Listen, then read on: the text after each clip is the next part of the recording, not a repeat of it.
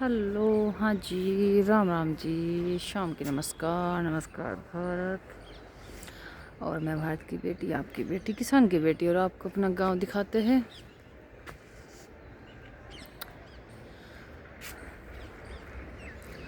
और आपसे थोड़ी सी कन्वर्सेशन करते हैं, आपसे थोड़ा सा संवाद करते हैं, बहुत ज़रूरी है। जो ऐसा हुआ कि हमारे फ़ोन पर लड़का कोई जो पुलिस में है, लड़की बनकर फेक अकाउंट बनाकर बार बार रिक्वेस्ट सेंड कर कर बात कर रहा है। खुद ही गलत सलत बातें फैला रहा है, खुद ही ऐसी कन्वर्सेशन कर रहा है जो गैर ज़रूरी है, और फंसाने की कोशिश की जा रही है। देखिएगा आप, कितने खूबसूरत लोग हैं इस धरा पर। और ये सत्य है, ये फैक्ट सत्य है। मैं सभी पुलिस वालों के लिए नहीं कह रही, और महिलाओं के लिए तो बिल्कुल भी नहीं कह रही, पुरुषों के लिए कह रही। कुछ करप्टेड, बीमार मानसिकता के लोग, गलत मानसिकता के लोग ऐसे हैं जो वर्दी का गलत फ़ायदा उठाते हैं। और गांव में जो ज़्यादातर माता पिता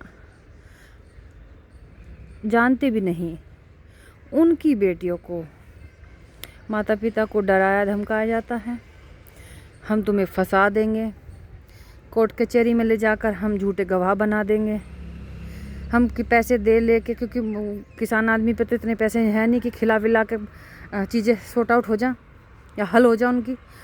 तो आधे से ज़्यादा स्थिति यह है कि मनुष्य सामाजिक भय से, अपने मान सम्मान के भय से चुपचाप वह सुनता रहता है, स्वीकारता रहता है, गलत चीज़ों को नज़रअंदाज करता रहता है कि कोई बात नहीं, चलो अपनी बिटिया अपने पास है। अब इतना ही नहीं, बिटिया यदि माता पिता के घर है तो माता पिता को फ़ोन करके रात के 10 बजे शराब नशा करने के बाद पुलिस सदस्य जो वर्दी पहनता है फ़ोन करता है, गैर ज़रूरी तरीके से पिता को परेशान करता है, अभद्रता से बात करता है, गालियाँ दी जाती हैं, दिन रात धमकी दी जाती हैं, सोने भी नहीं दिया जाता, काम भी नहीं करने दिया जाता। खेतों में इतना काम होता है किसान आदमी का। तो ये स्थिति है हकीकत में दिखाई नहीं देती, सुनाई भी नहीं देती। स्थिति वह हो जा कि पिता पर दबाव डालकर पिता उस स्थिति में खड़ा हो जा कि या तो वह स्वयं को गोली मार ले या अपनी पुत्री को गोली मार दे, समाज के भय से, झूठी आलोचनाओं से, झूठी बदनामी से। और यह सत्य है। मैं वह बेटी हूँ जो भारत की बेटी हूँ, और मैं बार बार कह रही हूँ, मैं निष्पक्ष तरीके से अपने आप को कहीं पर भी किसी भी स्तर पर प्रूव करने के लिए तैयार हूँ। चाहे कोई जज हो, चाहे कोई पीएम सीएम सांसद, कोई भी सदस्य हो। मेरा बचपन एक बड़े परिवार में, पारिवारिक पृष्ठभूमि में गया है, और मेरे मूल्य और मेरे संस्कार मेरे माता पिता के हैं, ज़्यादातर तो मेरे दादा के हैं। और ग्रामीण क्षेत्र में, गांव में पली बड़ी बेटी, गवर्नमेंट स्कूल में पली शिक्षित हुई बेटी, और हमेशा अपने चरित्र को प्रथम रखने वाली, अपने भारत को प्रथम रखने वाली, अपनी भूमि को प्रथम रखने वाली, अपने संस्कारों को, अपनी प्रकृति को प्रथम रखने वाली, और सर्वोपरि अपने पिता को भगवान तुल्य मानने वाली। और जिनके पिता ही नहीं, और जो पिता की आज्ञा कभी मानते ही नहीं, और वे पिता का ज्ञान देते हैं, जिन्होंने कोई आज्ञा मानी ही नहीं, स्वीकारी ही नहीं, जिनके सर पर 10 साल की आयु से पिता ही नहीं, वो कैसे जान लेगा पिता के शब्दों को, और पिता की भावनाओं को, और पिता के अपमान को। हमारा इस गांव में, हमारे दादा का, हमारे चाचा ताया, सब पूरे परिवार का काफ़ी बड़ा परिवार है, एकजुटता है परिवार में। तो नाम है, नाम, इज्जत, मान सम्मान है। इसलिए हमारे पिता दुखी हो जाते हैं, फैसला नहीं कर पाते हैं अपनी बेटियों के लिए, बस अपने पास रख लेते हैं अपनी बेटियों को। वे नहीं जाना चाहते, अन्यत्र भी बेटी है, कोर्ट कचहरी, वे नहीं जाना चाहते गैर ज़रूरी चीज़ों में, पर जाना चाहिए। मैं कहूँगी जाना चाहिए, क्योंकि एक पक्ष जो खुद ही झुक रहा है उसे दूसरा अन्यत्र पक्ष भी झुकाता है, दबाता है, परेशान करता है। क्योंकि घर पर कोई भी माना कानून है अपने देश में, बड़े बड़े वकील हैं, जज हैं, परंतु वे घर तक नहीं आएंगे यदि आप नहीं जाओगे बाहर तक। कानूनी व्यवस्था लागू की गई है, परंतु वह सब जब भी आपको समझ में आएंगे जब आप वहाँ तक पहुँचोगे। और मैं सभी बेटियों के लिए कहूँगी, भारत की उन बेटियों के लिए कहूँगी जो अन्याय सह रही हैं, जिनके साथ अन्याय हो रहा है। यदि माता पिता नहीं जानते, माता पिता डर या भय से या सामाजिक लोगों के कारण या रिश्तेदारों के कारण, किसी भी कारण, किसी भी पर स्थिति में धन के अभाव के कारण नहीं जा रहे, तो आप जाइए, बेटियां जाइए और बेटियां कहिए। बेटियों को अपने जीवन के विषय में, अपने साथ होने वाले गलत अन्याय पक्ष विपक्ष के विषय में बात रखनी होगी स्वयं, प्रत्येक स्तर पर, चाहे वो किसी भी स्तर की बेटी हो, किसी भी कास्ट, जाति, किसी भी प्रकार से।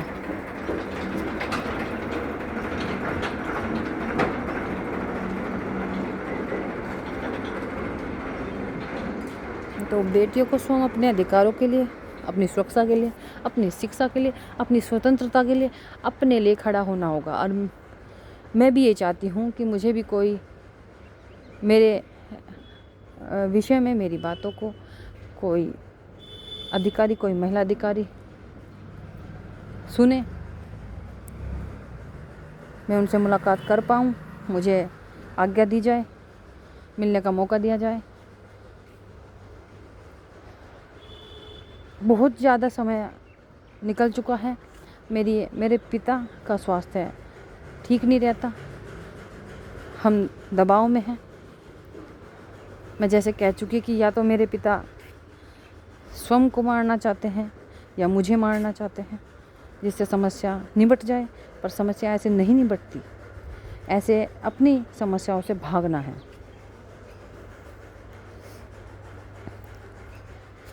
और समाज में इतने गलत लोग हो चुके हैं, गलत मानसिकता वाले, जो मनुष्य कहलाने योग्य भी नहीं है। सब गलत कार्य करने के बाद आपको इतना मीठी वाणी से बोलकर ऐसे अच्छे बनकर दिखाएंगे जिसकी आप कल्पना भी नहीं कर सकते। और कुछ लोग तो वर्दी पहनकर ही इतना गलत करते हैं, और मैं यह किसी की सुनी सुनाई बातें नहीं बता रही आपको, मैं एक ट्रूथ बता रही है। और मैं यह ट्रूथ किसी भी स्तर पर, किसी भी बड़े स्तर पर कहीं पर भी बोलने के लिए तैयार हूँ। हमें छुटकारा दिलवाइए गलत मनुष्य से, जिसका नाम प्रदीप है, जो उत्तराखंड पुलिस में है, जो दिन रात बेवजह परेशान कर रहा है। हमें मुक्ति दिलाइए ऐसे बंधन से, हमें मुक्ति दिलाइए ऐसे भार से, ऐसे बोझ से। जो मनुष्य पिछले 10, 12, 14 साल में कुछ सही नहीं कर पाया, वह 1 साल में अच्छा बनकर दिखाना चाह रहा है।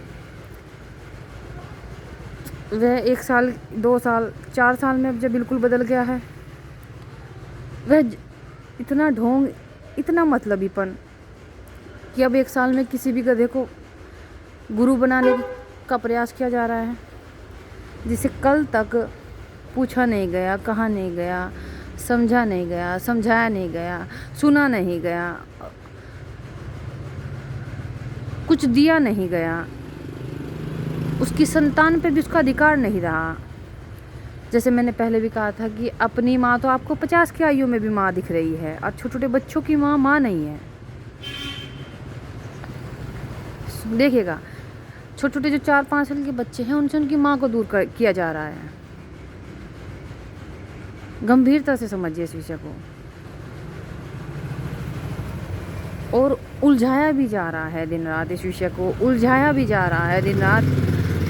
और पुलिस वाले ही सदस्य हैं, पुलिस वाला ही डिपार्टमेंट है जो दिन रात इस मैटर को उलझा रहा है, घुमा रहा है, और एक किसान की बेटी को ही कटघरे में खड़ा किया जा रहा है, उसे ही दोषी बनाया जा रहा है, उसके पिता को प्रताड़ित किया जा रहा है, दुखी किया जा रहा है समाज के लोगों के द्वारा। कहीं कहीं किसी किसी को सूचना देकर पुलिस के द्वारा, पुलिस अधिकारियों द्वारा, पुलिस सदस्य द्वारा, मैं जिस सदस्य की बात कर रही हूँ उनका नाम प्रदीप है, और वह एक सिपाही मात्र है, सिपाही मात्र है जो पैसा ले देकर चीज़ों को सही गलत करने में लगा पड़ा है, जो फ़ोन पर भी ट्रैकर लगवा रहा है, फ़ोन पर भी चाह रहा है कि कोई अपना कार्य ना कर सके। तो देखिएगा आप, कितनी चतुराई है, कितनी चालाकी है, कैसी बुद्धि है, जो 1 साल में या 2 साल में अब इतना अच्छा बन चुका है जो पिछले 14 सालों में नहीं बना, जिसने पत्नी के अधिकार भी पत्नी को न दिए हों, जिसने अन्न के लिए भी, भोजन के लिए भी पैसा ना दिया हो, जिसने उसकी स्वतंत्रता का हनन किया हो कि उसकी कोई महिला मित्र भी ना हो, जिसने उसके कोई स्वप्न को भी सुनने के प्रयास ना किया हो, जिसने उसके माता पिता की दुख पीड़ा का कभी आभास ना किया हो। और इतना ही नहीं, जो हमेशा सर्वप्रथम अपनी तरफ से ही घर के माहौल को बिगाड़ने में लगा रहा हो, और हमेशा ये कहता रहा हो पत्नी को कि मेरे पास कोई धन नहीं है, मेरे पास पैसे नहीं हैं तुम्हारे लिए, मेरे पास, यूँ कहूँ तो आपको बताऊँ कि किस तरह की वाणी का प्रयोग, किस तरह के शब्दों का प्रयोग, स्पेशली एक बेटी को उसके ही पति द्वारा ये कह देना, मेरे घर में तू, गलत शब्द है ये, पर मैंने सुना है कि मेरे घर में तू क्या करती है, अपने बाप के घर जा, मेरे घर में तू गू खा रही क्या, मेरे पास पैसे नहीं है तुम्हारे लिए, मेरे पास कुछ नहीं है तुम्हारे लिए, मेरा पैसा है, मेरा घर है, मैं कमाता हूँ। सोच के देखिए, जो इतनी गलत मानसिकता का इंसान है वो 1 साल में बदल गया होगा। सबका सब ढोंग है, सबकी सब चतुराई है, सबके सब चालाकी है, स्वयं को अच्छा दिखाने का प्रयास है। हम अपने माता पिता के घर हैं, तब भी हमारे मार्ग में दिन रात हमें परेशान करना, हमें धमकी देना, हमें टॉर्चर करना, हमारे फ़ोन में गलत चीज़ें करना। देखिएगा आप, ये पुलिस डिपार्टमेंट का सदस्य है जो वर्दी के दम पर एक साधारण पिता को, जो किसान है, उसकी बेटी को, जो सीधी सरल पारिवारिक है, दिन रात गलत बताना, उसके चरित्र पर गलत एलिगेशन लगाना, उसके जीवन, उसे समाज में गलत दिखाना। तो कितना बड़ा षड्यंत्र चल रहा है सामाजिक स्तर पर। और ये एक बार नहीं, ये हर बार होता है। ये केवल एक किस्सा नहीं है, ये बहुत सारे किस्से हैं, ये बहुत सारी कहानियाँ हैं जो इर्द गिर्द होती रहती हैं, घटती रहती हैं, और फिर अंततः बेटियाँ हार जाती हैं, मर जाती हैं, या पिता मार देता है, या बेटियाँ स्वयं मर जाती हैं, या 4 लोग अन्यत्र मार देते हैं। ऐसा होता है बस। अरे कोई झूठी कहानी नहीं है, झूठी कहानी नहीं है ये। अगर आप मनुष्य के जीवंत रहते आप न्याय नहीं दिला सकते, मृत्यु के बाद क्या न्याय दिलाओगे आप? और मेरी प्रार्थना है आपसे, मेरी रिक्वेस्ट है आप सभी से कि आप सत्य को जानें, सत्य को मानें। और मेरी प्रार्थना है सभी न्यायाधीशों से, सभी जो उच्च पद पर विराजमान हैं, कि कोई विश्वसनीय सदस्य हमारे सुरक्षा के लिए भेजे, कोई विश्वसनीय सदस्य हमारी बात को सुने, मेरे घर तक मेरे पिता से मैं स्वयं बात करूँ, कोई अधिकारी पर्सनली व्यक्तिगत तौर पर महिला अधिकारी मेरे घर तक भेजी जाए। आप सभी से हाथ जोड़कर और शीश झुकाकर मेरा ये प्रणाम और निवेदन, मेरा सहयोग करें, मुझे न्याय दिलाए। आपकी बेटी, भारत की बेटी, अपने भारत से, अपने भारतवासियों से न्याय मांगना चाहती हूँ।